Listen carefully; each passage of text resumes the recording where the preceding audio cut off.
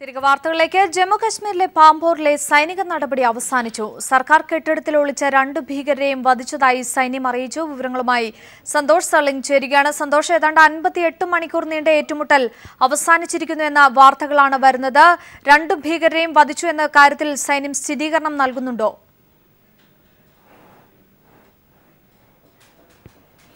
അഞ്ജു, ഉറി ആക്രമണത്തിന് ശേഷം ഭീകരരുടെ ഭാഗത്തുനിന്ന് ഇത്രയേറെ നീണ്ടുനിന്ന മറ്റൊരു ആക്രമണം സൈന്യത്തിന് നേരിടേണ്ടി വന്നിട്ടില്ല. ഇക്കഴിഞ്ഞ തിങ്കളാഴ്ചയാണ് ശ്രീനഗറിൽ നിന്ന് വെറും 20 കിലോമീറ്റർ മാത്രം ദൂരത്തുള്ള പാംപോറിലെ സർക്കാർ കെട്ടിടത്തിൽ ഭീകരർ ഒളിച്ചത്. അവരെ തുരത്താനുള്ള പോരാട്ടം അന്ന് തന്നെ സൈന്യം ആരംഭിച്ചു. ഏകദേശം 58 മണിക്കൂർ നീണ്ട് അല്പസമയം മുമ്പാണ് പോരാട്ടം അവസാനിച്ചത്. കെട്ടിടത്തിലുണ്ടായിരുന്ന 2 ഭീകരരെ വധിച്ചു എന്ന് സൈന്യം അറിയിച്ചിട്ടുണ്ട്. സൈന്യത്തിൽ ഈ ആക്രമണത്തിന് നേതൃത്വം നൽകിയ മേജർ ജനറൽ അശോക് നർല മാധ്യമങ്ങളുമായി സംസാരിച്ചു. ഇത്രയേറെ സമയം നീളാനുള്ള 3 കാരണങ്ങൾ അദ്ദേഹം പറഞ്ഞത്: ഒന്ന്, കെട്ടിടത്തിന്റെ വലിപ്പം.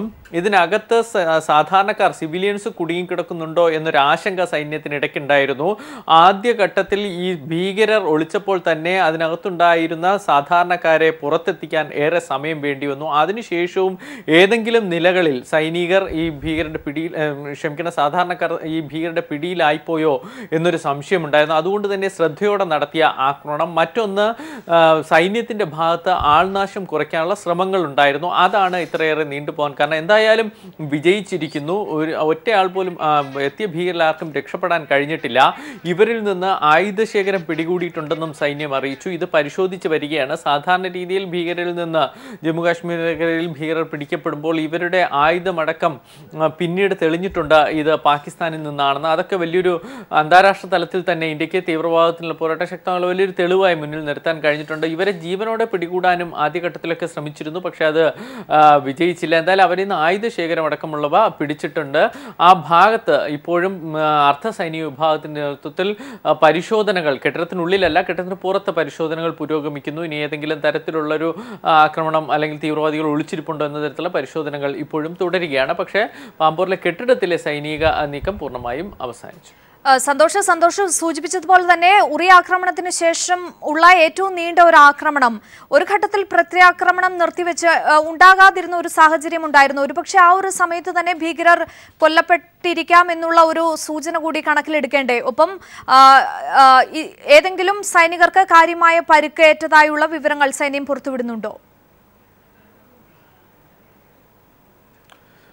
അഞ്ജു ചൂണ്ടിക്കാണിച്ചതുപോലെയുള്ള ഒരു തന്ത്രപരമായ നീക്കം സൈന്യവും ചൂണ്ടിക്കാണിച്ചു. കാരണം ഇന്നലെ പകൽ മുതൽ ഈ കെട്ടിടത്തിനുള്ളിൽ നിന്ന് സൈന്യത്തിന് നേരെ വെടിവെപ്പൊന്നും ഉണ്ടായില്ല.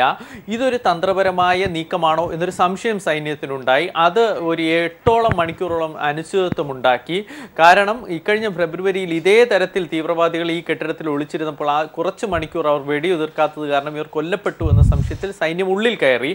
അന്ന് 7 സൈനികർക്കാണ് ജീവൻ നഷ്ടമായത്. കാരണം ഉള്ളിൽ കയറിയ സൈനികർക്ക് നേരെ പല ഭാഗത്തുനിന്നും ഭീകരർ വെടിയുതിർത്തു. അങ്ങനെ 7 സൈനികർ കൊല്ലപ്പെട്ടു. ഇപ്രാവശ്യം അതുണ്ടാകാതിരിക്കാനുള്ള മുൻകരുതലെടുത്തു. അതുകൊണ്ട് തന്നെ ഈ തീവ്രവാദികളുടെ ഭാഗത്തുനിന്ന് വെടിവയ്പ് ഉണ്ടാകാത്തതുകൊണ്ട് ആദ്യത്തെ ഒരു 8 മണിക്കൂറോളം സൈന്യവും നിശബ്ദമായിരുന്നു. പിന്നീട് ഇന്നലെ രാത്രിയോടുകൂടി വിവിധ യന്ത്രസഹായത്തോടുകൂടി സൈന്യം ഭീകരർ ഏത് നിലയിലാണ്, ഇവർ ജീവനോടെ ഉണ്ടോ എന്ന കാര്യങ്ങളൊക്കെ പരിശോധിച്ചു. അതിനുശേഷം ഇന്ന് രാവിലെയോടുകൂടി സൈന്യം കെട്ടിടത്തിനുള്ളിൽ കയറി പരിശോധനകൾ നടത്തി. എന്നിട്ടാണ് ഈ ഭീകരർ വധിച്ചു എന്ന സ്ഥിരീകരണം ഇപ്പോൾ നടത്തിയിരിക്കുന്നത്. സന്തോഷമൊപ്പം മിന്നലാക്രമണത്തിന്റെ ദൃശ്യങ്ങൾ പുറത്തുവിടേണ്ടതില്ല എന്നുള്ള ഒരു തീരുമാനത്തിലേക്ക് കൂടി കേന്ദ്രം എത്തിയതായി സൂചനകൾ ലഭിക്കുന്നു.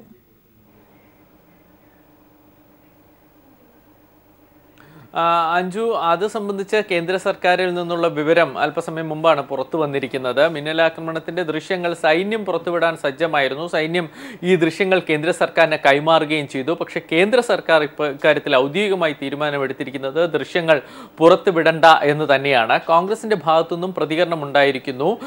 സൈന്യത്തിനോ അല്ലെങ്കിൽ രാജ്യസുരക്ഷയോ ബാധിക്കുന്നവയാണ് ആ ദൃശ്യങ്ങളെങ്കിൽ അത് പുറത്തുവിടേണ്ടതില്ല, അക്കാര്യത്തിൽ ഞങ്ങളും പിന്തുണയ്ക്കുന്നുവെന്നാണ് കേന്ദ്ര സർക്കാർ വ്യക്തമാക്കുന്നത്. ഇത് ചിലപ്പോൾ രാജ്യസുരക്ഷയെ ബാധിച്ചേക്കാം എന്നാണ്. സർജിക്കൽ അറ്റാക്ക് പോലുള്ള അതീവ പ്രാധാന്യമുള്ള ആക്രമണങ്ങളുടെ ദൃശ്യങ്ങൾ പുറത്തു വരുമ്പോൾ അത് പിന്നീട് ഇത്തരത്തിലുള്ള നീക്കങ്ങൾക്ക്, സൈനിക നീക്കങ്ങൾക്ക് ചിലപ്പോൾ ഒരു തടസ്സം സൃഷ്ടിച്ചേക്കാം എന്നാണ് കേന്ദ്ര സർക്കാർ പറയുന്നത്. എന്തായാലും ദൃശ്യങ്ങൾ പുറത്തുവിടേണ്ട എന്നാണ് ഇപ്പോൾ വ്യക്തമായിരിക്കുന്നത്. അതേസമയം മറ്റു പ്രതിപക്ഷ പാർട്ടികൾ ഇക്കാര്യത്തിൽ പ്രതിഷേധം രേഖപ്പെടുത്തുന്നുണ്ട്. കാരണം സർജിക്കൽ അറ്റാക്കിനെ സംബന്ധിച്ച് വളരെയേറെ സംശയങ്ങൾ രാജ്യത്ത് നിലനിൽക്കുന്നു.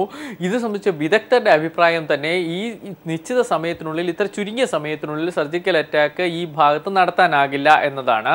ഇത് രാഷ്ട്രീയ ആവശ്യങ്ങൾക്കായി ഉപയോഗിക്കപ്പെടുന്നുണ്ടോ എന്നൊരു സംശയവുമുണ്ട്. അതുകൊണ്ട് തന്നെ ഈ സർജിക്കൽ അറ്റാക്കിൽ തെളിവ് വേണം എന്ന് മറ്റ് ചില പ്രതിപക്ഷ പാർട്ടികൾ, കോൺഗ്രസ് ഇതര പ്രതിപക്ഷ പാർട്ടികൾ ഇപ്പോഴും ആവശ്യപ്പെടുന്നുണ്ട്.